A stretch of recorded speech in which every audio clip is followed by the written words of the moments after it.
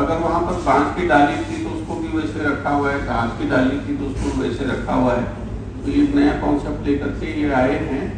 और साथ में जो है इनका जो है वो विभिन्न देशों में बहुत ही अच्छा वो है संपर्क है।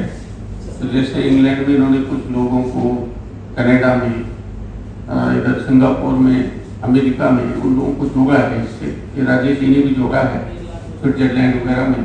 तो हम ये चाहते हैं कि हम इसको एक, जैसे हमने कहा ना कि वैश्विक ग्लोबल एक ये एजेंडा बने, जैसे अमेजन के जंगलों को बचाने के लिए बना है। और अगर हिमालय पिघल गया तो फिर तो कुछ बचना है ही नहीं ना। तो कौन सा जो है हम बच जाएंगे और कौन सा सिंगापुर या अमेरिका बच जाएगा। तो उसकी जो अंतर्राष्ट्रीय फलक पर जो असर होंगे उसमें जो है दीपक जी बहुत ही महत्वपूर्ण भूमिका निभा रहे हैं। तो मैं आपका भी स्वागत करता हूँ। और ये आह्वान हमने किया था सुंदरलाल बाबूना जी के साथ मिलकर के 2009 और 10 में। उस समय जिस तरह की स्थितियाँ बनी थी और 10 और 13 में जिस तरह से हिमालय पर स्थिति बनी केदारनाथ वगैरह में, बीच में थोड़ा सा हम लोगों ने जम्मू कश्मीर से लेकर अरुणाचल प्रदेश तक हम लोग गए और उसमें फिर कुछ विचार आए थे। ये हमारे श्रीकुंज जी ये हरिद्वार में है, ये गंगा और हिमालय के सरोकारों को लेकर के बहुत लंबे समय से काम कर रहे हैं। चमोली जी हमारे पहले योजना आयोग और नीति आयोग बन गया है, तो वहाँ से आपका भी स्वागत है। प्रेम कुमार तोमर जी को हमने कहा था कि आप जो है ये हिमालयन स्टेट की एक बैठक बुलाई, तो सबसे पहले उन्होंने इनिशिएटिव लिया उसमें। और ये बीच में हम लोग उसमें कुछ ज़्यादा कर नहीं पाए, लेकिन जब हमने ये रिपोर्ट्स देखी कि जब अंतर्राष्ट्रीय वैज्ञानिक कह रहे हैं, कोई मैं तो कह नहीं रहा हूँ, आप उसमें जा करके गूगल करके देख सकते हैं, कुछ वर्षों में हिमालय पर जो है बर्फ बचेगी नहीं। तो शेरन होती है मन में कि भाई उस समय क्या स्थिति बनी। जो दिल्ली में बड़े बड़े जिन्होंने बंगले बना रखे, कल कुछ मुझे गुड़गांव के लोग मिले थे, वो ये कह रहे थे कि 10-10 करोड़ में लोगों ने वहाँ घर बनाए। अब वो कोई किराएदार नहीं मिल रहा है, वो बाहर लिख देते कि भाई पानी की और सीवेज की हमारी वो नहीं है जिम्मेदारी, अगर तुम्हें यहाँ आना है तो अब क्या उसकी व्यवस्था करो। तो इस तरह की स्थिति पैदा ना हो। हम लोग राष्ट्रीय स्तर पर और अंतर्राष्ट्रीय स्तर पर क्या कर सकते हैं, मेरे ख्याल से हम लोगों को विचार करना चाहिए। उसमें हमारी कोशिश ये है कि अगर यहाँ से हिमालय के प्रति अभी केदारनाथ से लेकर के और अभी हमारे छोटे कैलाश से लेकर के प्रधानमंत्री जी गए और उन्होंने कहा है अगर वो इसको वैश्विक स्तर पर इसका नेतृत्व करेंगे तो मेरे ख्याल से हिमालय को बचाने में आसानी होगी। तो उसमें क्या अभी स्थिति है? हमारी इसरो की study, Indian Space Research Organisation की, और वो स्टडी कहती है कि 27% Himalayan glacier lakes have significantly expanded, मतलब वो बढ़ गई। 27% लेक्स जो कि 2000 लेक्स हैं, और ये वो लेक हैं जो कि 10 हेक्टेयर से ज़्यादा है, तो वो बढ़ गई। अब बढ़ना कैसे होता है कि जैसे मान लो ग्लेशियर है और वो ग्लेशियर पिघलने के बाद वो थोड़ा सा चलने से जो रगड़ होती है उससे कोई टेम्परेरी डैम टाइप बन जाता है मिट्टी के कारण, और वो पिघल के भर जाता है। अब वो लेक बन गई, तो लेक का बढ़ना हिमालयन रीजन में बहुत ही ज़्यादा घातक है, क्योंकि लेक अगर डबल हो गई मतलब उससे जो जिस ग्लेशियर से वो अटैच, वो ग्लेशियर पिघल चुका है और वो लेक बन गई है। अब उसके बाद ये सारे ग्लेशियर इंटरकनेक्टेड हैं। हमारे हिमालय में करीब 15,000 ग्लेशियर हैं, उनमें से 2,000 ग्लेशियर ऑलरेडी पिघल चुके हैं, तो 12-13,000 ग्लेशियर रहे हुए। तो ये जो इंटरकनेक्टेड ग्लेशियर है, उसके बाद नेक्स्ट ग्लेशियर पिघला तो वो जो मिट्टी जो रुकी हुई है वो आउटबर्स्ट होगी, और उसको हम बोलते हैं ग्लेशियर लेक आउटबर्स्ट फ्लड। उसके बाद फ्लैश फ्लड होगा और वो तेजी से आएगा, कुछ उसी तेजी से जैसे कि केदारनाथ 2013 केदारनाथ जी के समय आया था। उसके पहले भी ये आउटबर्स्ट होता रहता है। अभी लक्षद्वीप में के पास सेंगकोंग बुद्धा, उसमें भी ऐसे ही हुआ था। तो ये इस तरह की स्थिति है करीब 200 से लेक्स की जो कि बढ़ गई और एक्सपेंड हो गई। अब ये एक्सपेंशन का कारण क्या है? एक्सपेंशन का कारण है कि जो हम लोग फॉसिल फ्यूल मतलब जो पेट्रोल डीजल इसका यूज कर रहे हैं, तो कार्बन पार्टिकल निकलते हैं, वो कार्बन पार्टिकल उड़ के और वो स्नो पे और बर्फ पे बैठ जाते हैं। उसके कारण क्या होता है कि जब सन की रेज होती है तो ब्लैक बॉडी होने के कारण वो एब्जॉर्ब करती है। उनके एब्जॉर्ब करने से टेम्परेचर राइज होता है और वो पिघलने लगता है। तो वो जो पिघलने का कारण है उससे लेक बनी और लेक ऐसे होने से और बस्ट हुआ और पूरे नीचे कंप्लीटली प्रॉब्लम क्रिएट हो गई। दूसरा एक और रीजन है कि आप देख रहे होंगे कि फॉरेस्ट फायर कुछ ज़्यादा फ्रिक्वेंटली हो रहा है। वो फॉरेस्ट फायर मैन मेड है या फॉरेस्ट फायर ज़्यादा लोगों के आने जाने से किन कारणों से हो रहा है वो एक अलग बात है। लेकिन ये जो फॉरेस्ट फायर हो रहा है इससे पूरा इकोसिस्टम खत्म होता है, वो जो वेजिटेशन कवर है वो चला जाता है, टेम्परेचर ओवरऑल बढ़ जाता है और अगेन वही पिघलने वाला शुरुआत हो जाती है। और जो ग्लेशियर मेल्ट हो गया उस ग्लेशियर को हम रिस्टोर नहीं कर सकते, वो दोबारा नहीं बन सकता क्योंकि टेम्परेचर का राइज हो गया और इंडियंस में जो टेम्परेचर राइज है वो कम नहीं हो सकता। अब अगर देखें मान लो चलो कुछ समय के लिए हम सोच भी लेते हैं कि मान लो ग्लेशियर पिघल गया तो मुझे क्या फर्क पड़ा, मैं तो बॉम्बे में बैठा हूँ और उत्तराखंड के लोगों के लिए ग्लेशियर पिघल गया। एक गंगा है उत्तराखंड से आती है और कलकत्ता के पास फरक्का में मर्ज हो गई, बे ऑफ बंगाल में, हमें क्या फर्क पड़ा। लेकिन ये सोचने की बात है कि हमारे यहाँ जो साउथ वेस्ट मानसून है वो तभी होता है जब वो मॉइस्चर लेडन हवाएं हिमालय से टकराती हैं और हिमालय में ग्लेशियर होने के कारण उनका कंडेंसेशन होता है। तो अगर मान लो बर्फ पिघल गई और अगर हमारे ग्लेशियर कम हो गए तो वो जो बारिश है वो होगी। तो मैं बॉम्बे में बैठा हूँ, महाराष्ट्र में बैठा हूँ या केरला में बैठा हूँ, मुझे तो परेशानी खड़ी हो जाएगी। चेन्नई में बारिश नहीं होगी क्योंकि नॉर्थ ईस्ट अगेन हिमालय से आगे टकराएगा मानसून और हिमालय तो ठंडा है नहीं, तो वो कैसे होगा। तो ये बात बहुत सीरियसली सोचने की है कि जरूरी नहीं कि मैं वो 11 स्टेट में हूँ जहाँ से गंगा फ्लो होती है, बल्कि मैं देश के किसी भी हिस्से में बैठा हूँ। मेरी बड़ी सीरियस थॉट है कि अगर ग्लेशियर पिघला तो ये मुझे इफेक्ट करेगा। ये तो बात है कि हमारे देश की। अब अगर हम वल्नरेबिलिटी इंडेक्स में देखें कि इंडिया कहाँ आता है तो हम 7th पोजीशन पे हैं। चार्ट वगैरह हैं जो अफ्रीका के देश हैं उनके वो है तो सेकंड या फर्स्ट पे, उसके बाद हम हैं। वल्नरेबिलिटी इंडेक्स सिर्फ इसलिए खड़ा हुआ क्योंकि हमारा पूरा का पूरा मानसून, पूरी वर्षा हिमालय पर डिपेंडेंट है। 4% जीडीपी और ये नंबर भी मैं 2021 का बोल रहा हूँ, आज कंपेयर करूंगा तो हो सकता है थोड़ा ज़्यादा हो गया होगा, वहाँ से आता है।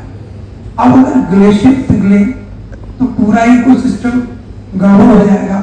उसका एक छोटा एग्जाम्पल आप यहाँ से देख सकते हैं कि थोड़ा सा टेम्परेचर राइज होता है और पानी की डिफिशियंसी हो जाती है। अभी तो यमुना में हुई, यमुना भी यमुनोत्री से निकल के हरियाणा से होते हुए भले ही दिल्ली में आती हो, लेकिन दिल्ली में पानी की कमी हो गई है। बेंगलोर में पानी की कमी कुछ दिन पहले हुई थी, हम सबको पता है कि वो आईटी हब है और बहुत सारे आईटी इंडस्ट्रीज, बहुत सारे आईटी का आउटसोर्सिंग काम जो विदेशों से लाते हैं, उसमें काफ़ी बड़ा इकोनॉमिक इम्पैक्ट आया। इसलिए काम नहीं आया कि हम ज़्यादा मैन पावर को इन्वॉल्व नहीं कर पाए। मैन पावर वहाँ पर अवेलेबल नहीं थी क्योंकि उनको वो सब्सिस्टेंस के लिए जो पानी चाहिए वो मिल नहीं रहा। तो ये स्थिति कंप्लीटली दिल्ली और उसके बाद नीचे आप कलकत्ता तक जाइए, सब में यही होगा। हरिद्वार, प्रयागराज जो भी है कंप्लीटली सही होने वाला है। तो इस चीज को हमें समझना है कि हमारे जीडीपी का 42 to 43% सिर्फ ग्लेशियर के पिघलने से और गंगा की धारा अविरल न होने से होगा।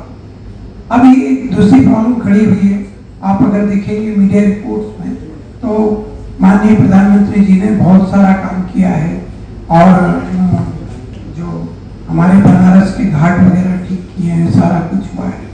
लेकिन अभी अभी पता लगा है कि बनारस के घाटों पे पूरा सैंड आ गया है, पूरी जो गंगा है वो बिल्कुल बीच में फ्लो कर रही है। रीजन पता किया कि भाई ऐसा क्यों हुआ, इसलिए हुआ कि बारिश कम हुई और उसके अलावा टेम्परेचर जो होना था और जो ग्लेशियर जो पहले पिघलता था, बहुत ज़्यादा ग्लेशियर था, वो काफ़ी कम हो गया, एरिया कम हो गया तो नेचुरल फ्लो कम हो गया।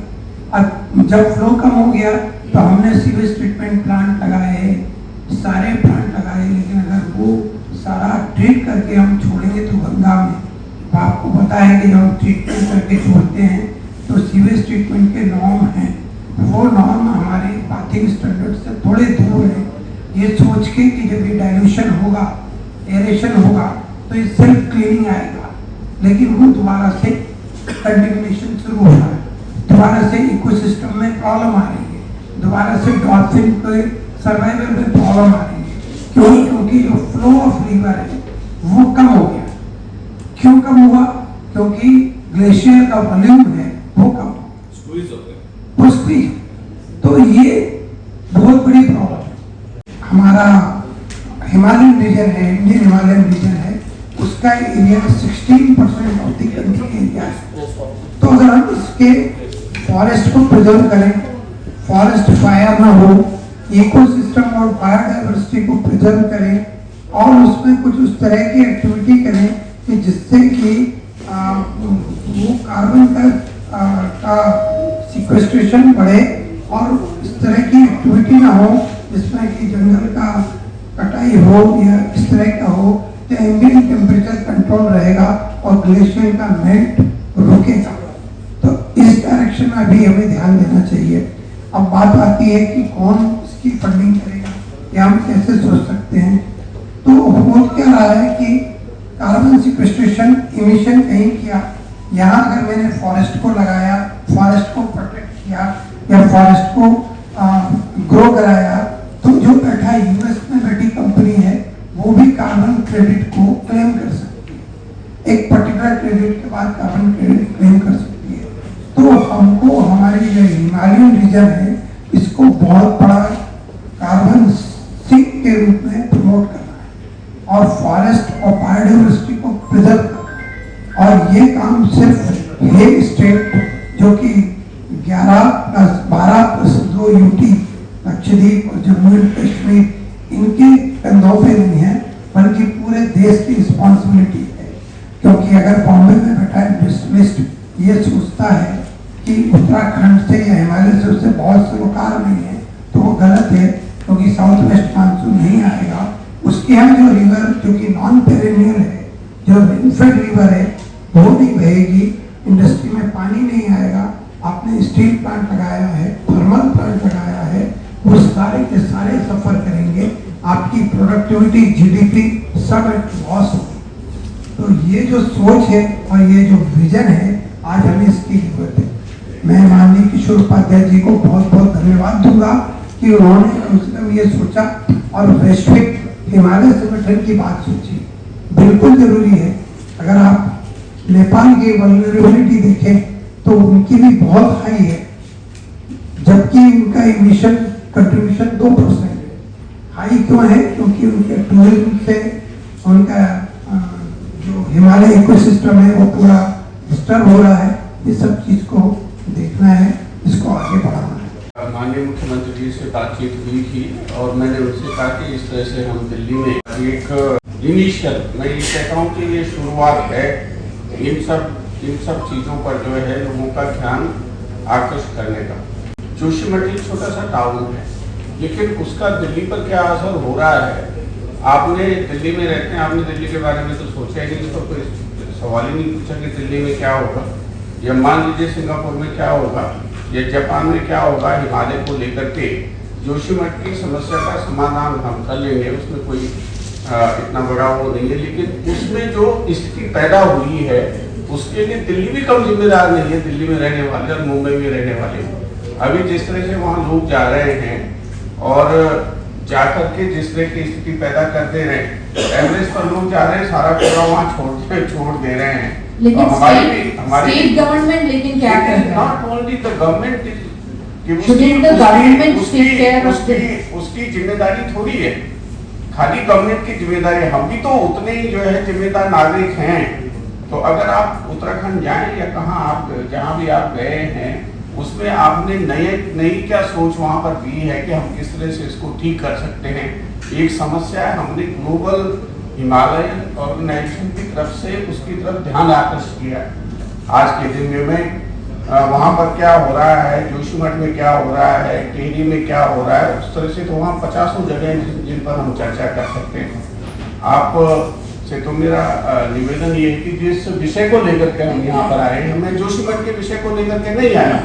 जानकारी होगी कि जो हमारा जो ग्लेशियर है वो 27 किलोमीटर पीछे चला गया है, आपको शायद, और टिहरी ऋषिकेश से लेकर के टिहरी तक जाइए तो लगभग 2000 जो पानी के स्रोत हैं, जिनको हम स्प्रिंग्स कहते हैं, जो कि नदियों में पानी बढ़ाने का काम करते हैं, वो सूख गए हैं। तो हम तो जो उत्तराखंड के या मध्य हिमालय के लोग हैं कुछ दिन जिंदा रह लेंगे, और हम बहुत लंबे समय से, आज से नहीं, 84-85 से कोशिश कर रहे हैं कि हिमालय के लिए एक सस्टेनेबल इंक्लूसिव डेवलपमेंट की पॉलिसी बननी चाहिए, जो कि अब तक हम बना नहीं पाए हैं। तो उसको हमको समग्रता से लेना होगा, इन टोटलिटी से। मैंने शुरू में अपने जो ओपनिंग कमेंट्स में ये कहा था कि हम उस समाधान के बारे में बातचीत नहीं कर रहे हैं, हम ये कह रहे हैं कि एक सवाल को हम हर फोरम के लिए ओपन कर रहे हैं कि भाई हमको इसमें करना क्या चाहिए। एज ए सिटीजन मुझे क्या करना चाहिए, एज एन एमएलए मुझे क्या करना चाहिए, एज एन एमपी हमको क्या करना चाहिए, मिनिस्टर क्या करना चाहिए, सरकार को क्या करना चाहिए, उत्तराखंड की सरकार को क्या करना चाहिए, मध्य हिमालय जो स्टेट है उन सरकारों को क्या करना चाहिए, मध्य हिमालय के जो देश है उनको क्या करना चाहिए, और जो ग्लोबल जो कम्युनिटी है उसको क्या करना चाहिए, क्योंकि इसका असर खाली किशोर उपाध्याय पर नहीं पड़ेगा, इसका असर सब पर पड़ेगा। इसलिए हम ये चाहते हैं कि एक विमर्श हो, इस पर स्थानीय स्तर पर हो, राष्ट्रीय स्तर पर हो और अंतर्राष्ट्रीय स्तर पर हो, तब जाकर के हम इसके समाधान की तरफ बढ़ सकते हैं। हमारी कोशिश दिल्ली में ये मिनिमम एक इन्वायरमेंटल फ्लो है गंगा का, वो गवर्नमेंट ने डिफाइन किया है कि नॉन मानसून में उसको 25% होना चाहिए, लीन सीजन में, नॉन मानसून लीन सीजन में 20% होना चाहिए, और वैसे मानसून में 30% होना चाहिए, जिससे कि उसकी अवैधता बरकरार रहे। जहाँ तक आप बता रहे हैं कि जो हाइड्रो पावर प्रोजेक्ट है, मोस्टली आप देखेंगे थोड़ा रन ऑफ द रिवर के थे, इसमें कि इस तरह से चल रहा है। बाकी कोई बड़ा हाइड्रो पावर प्रोजेक्ट आ नहीं रहा है, और जो आ रहे हैं वो बहुत इन्वायरमेंट इम्पैक्ट असेसमेंट और काफ़ी सोच और विचार के बाद आ रहे हैं। जहाँ तक सवाल था मैडम का कि जो लोग जोशीमठ में या पहाड़ों पे बहुत जा रहे हैं, तो मुझे लगता है कैरिंग कैपेसिटी, हर एक जगह की कैरिंग कैपेसिटी होती है, वो डिफाइन करना पड़ेगा। अभी तक ये था कि citizen as a broad country का सिटीजन है, he has got the right to come. लेकिन आप देखेंगे कि बहुत सी जगहों पर अगर आप लक्षद्वीप में जाना चाहें तो आप ऐसे नहीं आएंगे, क्योंकि आपको एक परमिट लेना पड़ेगा। तो उसी तरह का अब इकोसिस्टम प्रिजर्वेशन के लिए, और जब भी आपने देखा होगा परमिट का मामला आएगा तो आपको कुछ पे करना पड़ेगा, और वो जो पे अमाउंट होगा वो इकोसिस्टम प्रिजर्वेशन में यूज होगा। अभी तक गवर्नमेंट उस तरह से शायद सोच नहीं रही होगी, क्योंकि ये स्टेट गवर्नमेंट का इशू है, और लेकिन मुझे लगता है कि कैरिंग कैपेसिटी सारी हिल स्टेट में आना चाहिए, तो ये जोशीमठ वाली जो प्रॉब्लम है वो नहीं होगी। और इतना ही क्यों, आप देखेंगे रिकॉर्ड नंबर लोग हैं जो केदारनाथ बद्रीनाथ जा रहे हैं, और आप समझ ही रहे हैं कि उनका फूड कंजम्पशन बढ़ रहा है, प्लास्टिक वो लोग डाल रहे हैं, तो ये सब टेम्परेचर राइज में प्रमोट कर रहा है, ऐड कर रहा है। तो अभी तक उत्तराखंड गवर्नमेंट इतनी हार्श नहीं रही है, हमें धन्यवाद देना चाहिए, लेकिन अगर कंपेलिंग रीजन पे तो ऐसी हार्श हो सकेगी।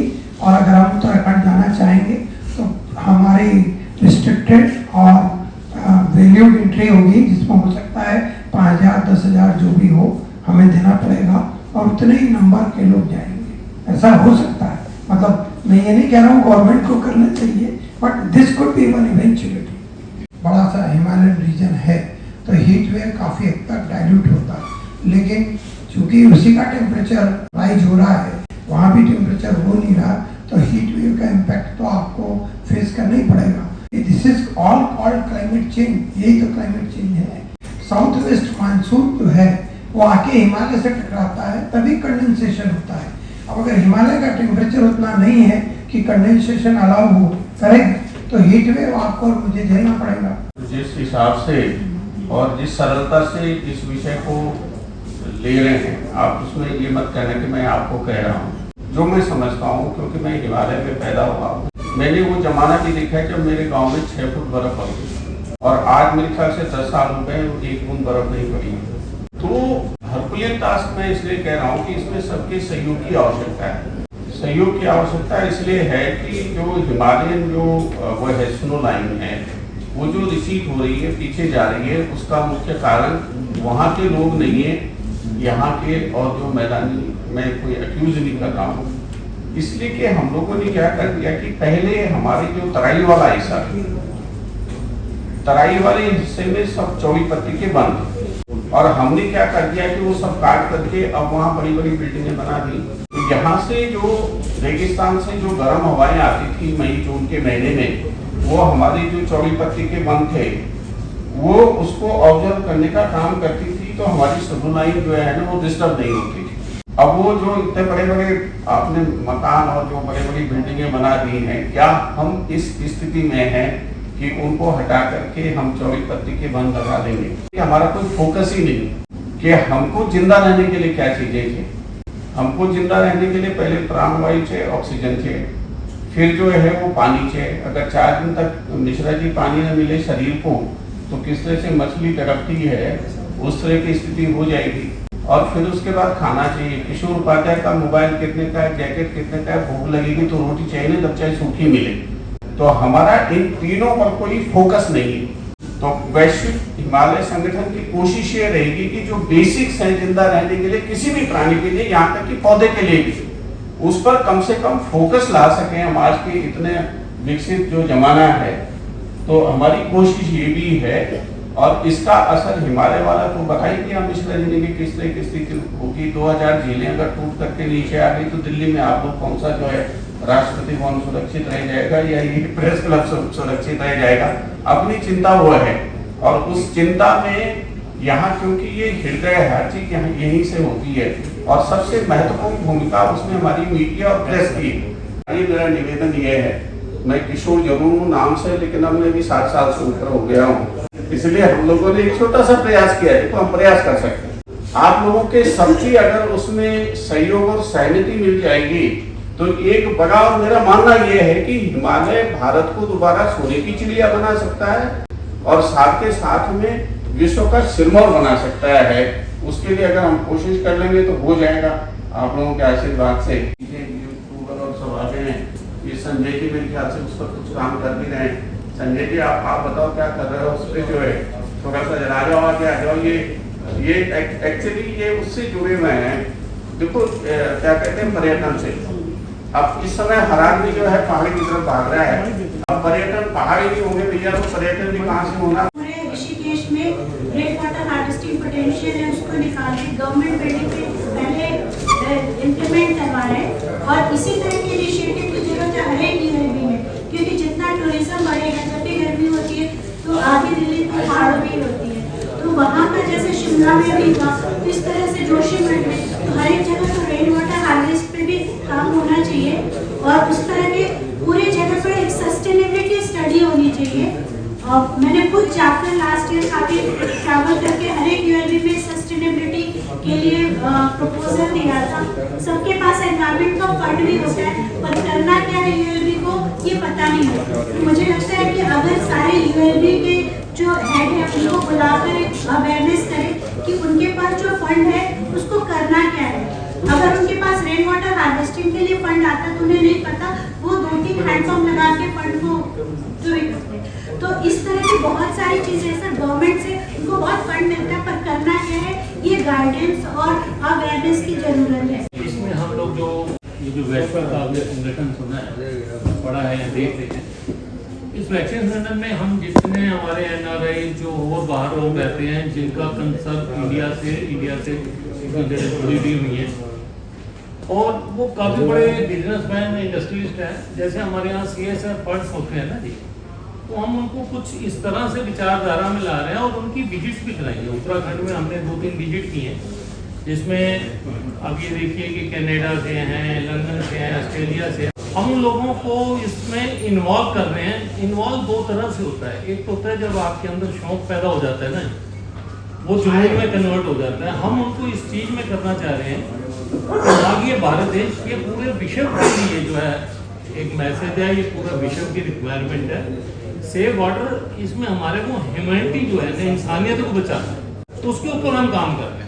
पानी अगर आ रहा है तो पानी किस यूजेज में जा रहा है, पानी को वेस्ट हो रहा है उसको कैसे बचाया जा रहा है, किसके ऊपर कर रहा है। तो इसमें क्या होता है कि काम सब सरकार का होता है, मगर सरकार हर जगह नहीं इन्वॉल्व होती।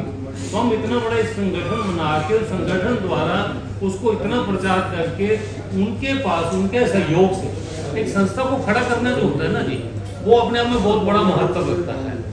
तो किशोर उपाध्याय जी ने ये जो कोशिश की है, और जिसमें हम वैश्विक संगठन ऑल ओवर वर्ल्ड में, अभी हम एक डेलीगेशन लेके लंदन भी जा रहे हैं, जहाँ पर काफ़ी लोग होंगे। उसके बाद ऑस्ट्रेलिया भी जा रहे हैं, USA में भी जाएंगे।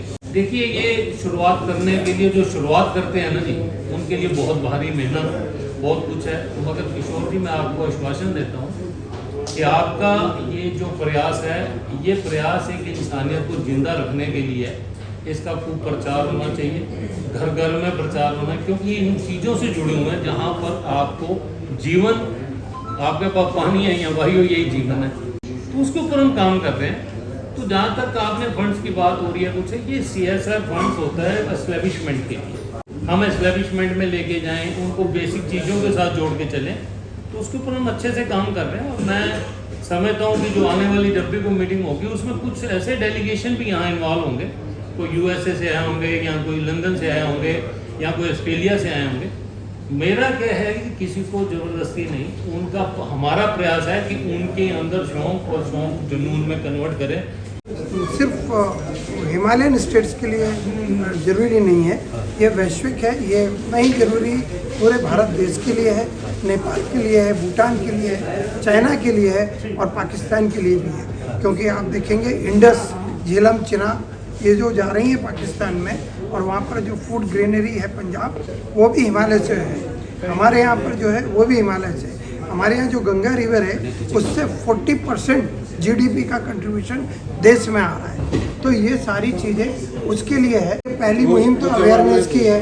हम लोगों को अवेयर होना है कि एक पर्टिकुलर, हम सबसे पहला अपना सुधार कर लें कि हमें पोल्यूशन कम करना है, पानी को प्रॉपर यूज़ करना है, और कहीं ना कहीं अगर मुझे ग्लेशियर जो मेल्ट हो रहा है, ग्लेशियर्स जो मेल्ट हो रहे हैं, वो ग्लेशियर मेल्ट ना हो, उसके लिए जो कोशिश हो सकती है वो करें। ये जो भविष्य में हम लोग तब रहें न रहें, आपके बच्चे, उनके पोते रहें सही ढंग से, तो वो प्रलय को रोकने की एक छोटा सा एक हम लोगों ने प्रयास किया है। अभी जो अंतर्राष्ट्रीय वैज्ञानिकों ने कहा है, वो ये कह रहे हैं कि 2-3 दशक में हिमालय पर एक बूंद बर्फ़ नहीं रहेगी। तो अगर एक बूंद बर्फ़ नहीं रहेगी तो उसके नियतार्थ क्या होंगे, किस तरह से जो है ये दुनिया थोड़ी बच जाएगी। तो हमारी कोशिश ये है कि हिमालय को बचाया जाए। उसके जो अभी वेनेजुएला का आपने पढ़ा ना कि वहाँ के सारे ग्लेशियर ख़त्म हो रहे हैं, उसी तरह से हिमालयन ग्लेशियर भी ख़त्म हो जाएंगे तो क्या दिल्ली बच जाएगी क्या? तो उसके बारे में हम लोग कोशिश ये कर रहे हैं कि एक विषय है जिसको हम एक मंच दे रहे हैं कि सब लोग अपने सुझाव दो कि कैसे इसको ठीक किया जा सकता है। हमारा कर्तव्य क्या है, हमारा अधिकार क्या है, उसकी एक छोटी सी ये कोशिश है। तो इसको हम स्थानीय स्तर पर, राष्ट्रीय स्तर पर और अंतर्राष्ट्रीय स्तर पर उसके जो असर होंगे वो अंतर्राष्ट्रीय होंगे। अब सिंगापुर डूब जाएगा, हर आदमी सिंगापुर जाना चाहता है, तो हम उनको जोड़ें। और भारत के लिए ये सबसे अच्छा अवसर है इस समय।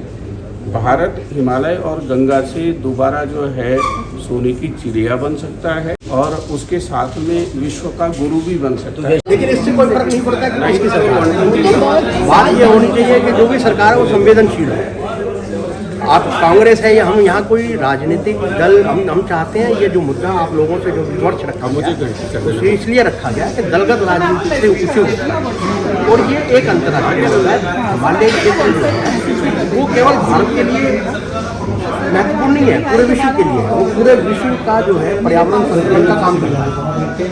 आज संदेश देना ये है हम क्षेत्रीय मुद्दों को या क्षेत्रीय विवाद को नहीं बढ़ाना चाहते, हम किसी को दोषारोपण नहीं करना चाहते। जो पूर्व में हो गया, लेकिन आज हमें कुछ ऐसी नीतियाँ बनानी चाहिए और पूरे विश्व को इसमें शामिल करना चाहिए कि पूरे विश्व ये जो ग्रीन हाउसेज और ये जो कार्बन ऑक्सीजन वगैरह की बात चल रही है तो भारत का मुद्दा तो नहीं है, ये विश्व स्तरीय मुद्दा है।